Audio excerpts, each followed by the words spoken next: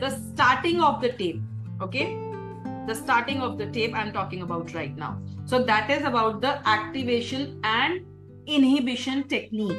Now, two types of strips which we use in these tape techniques. Okay,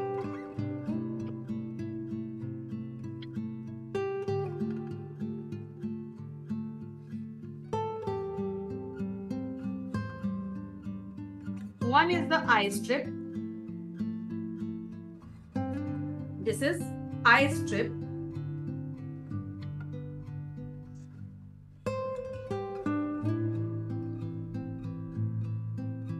This is Y strip. Y strip. This is Y, right? Okay, and this is I. Yes.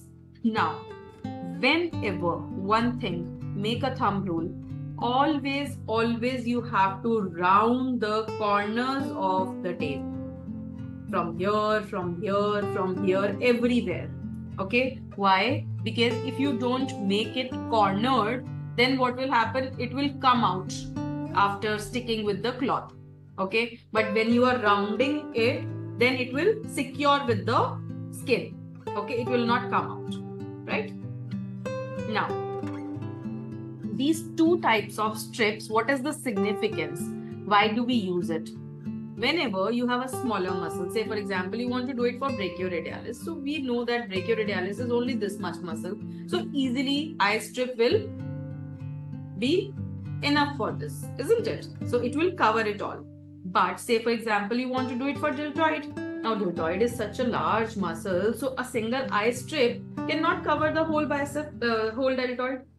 Isn't it? So what we want to do is we will be using a Y strip by applying it this way, so that from here it will cover, from here it will cover, and in the center, in case of very bulky muscle, you put another eye strip. Okay. Now another example let me give you for Y strip. Biceps.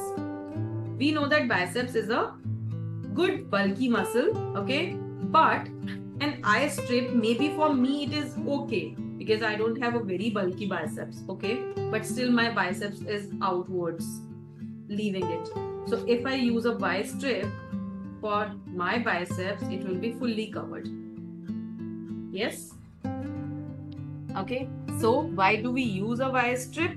We always use a Y strip whenever we have to cover the bulky muscle, the more wider muscle. Okay.